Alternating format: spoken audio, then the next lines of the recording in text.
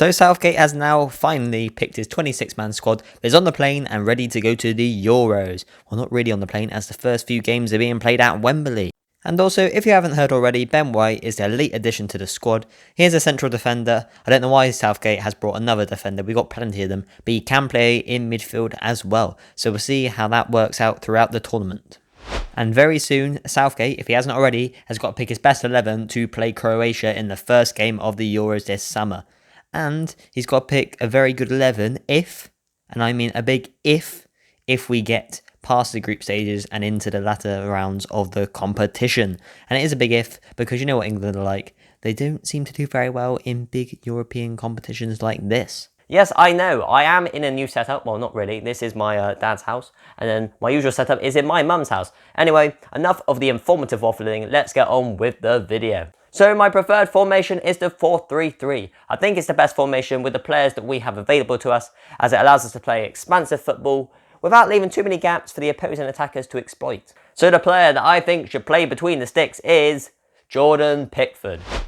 As much as I dislike him, on his day he is a good keeper, and yes, he has an error in him, but he is still a decent shot stopper. Maybe not quite as good at saving shots as the likes of Johnson or Henderson, but his distribution is very good and much better than either of theirs. And I think that having a keeper with good distribution could be really beneficial to us this summer, as it allows us to start attacks quickly from goal kicks, especially if there is an option long. And as we have lots of quick, pacey attackers, that long option could be on quite a lot of the time. Also, he has experience in big tournaments, which the other keepers do not, so that plays a factor too. And my preferred right back is Rhys James. He has had an excellent season for Chelsea, pocketing various top-class forwards across Europe and winning the most prestigious trophy in club football, the Champions League, with him playing a key role in a very solid backline that had let in very few goals throughout the campaign. Also, I think we don't really have a player quite like him at fullback. He's quick, strong, good defensively and going forward, and can whip a good ball in too. Also, if Mount plays on the right hand side of a midfield three, he can link well with Rhys James due to them both playing for the same club and having linked with each other throughout the season just gone. And my first central defender is Harry Maguire. Although he gets a lot of criticism due to his high price tag and some dodgy performances here and there, he still is a very good centre-back who has been solid for this club side all season. Also, he is a leader too, which we do lack in this current England side, with many of the players being inexperienced and young, and this being their first major tournament. And to partner Maguire in central defence, I have chosen John Stones.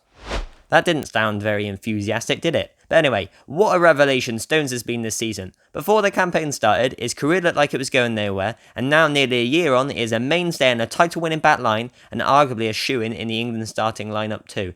And yes, much of Stones' resurgence could be put down to Diaz and his outstanding performances this season, but you can't deny that he is a quality defender who is much better than the others that we have at our disposal, bar Maguire maybe. And in my opinion, our left back should be Luke Shaw.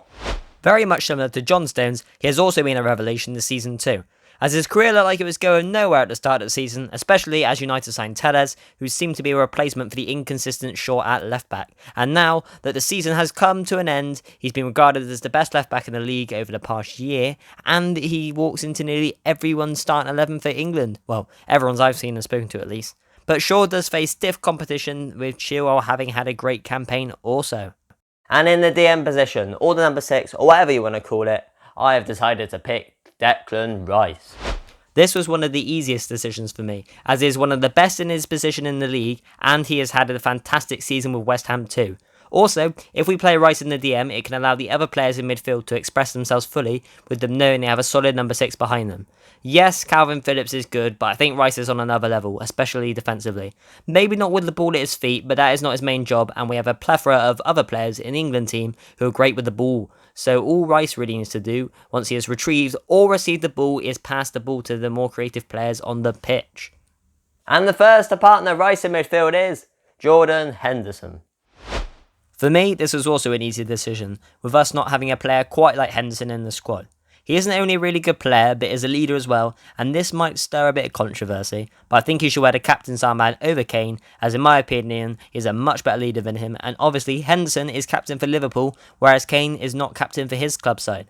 Also, Henderson offers a lot to the midfield too, with him not only being good defensively, but also he has the ability to create attacks going forward, and his range of passing is key, especially with runners in behind, as we have lots of quick attacking players at our disposal. Also, Henderson provides balance, as the next player that I want in my midfield is a more forward and venturous player. That leads me on to who I think should partner the other two in midfield, and that player is Mason Mount.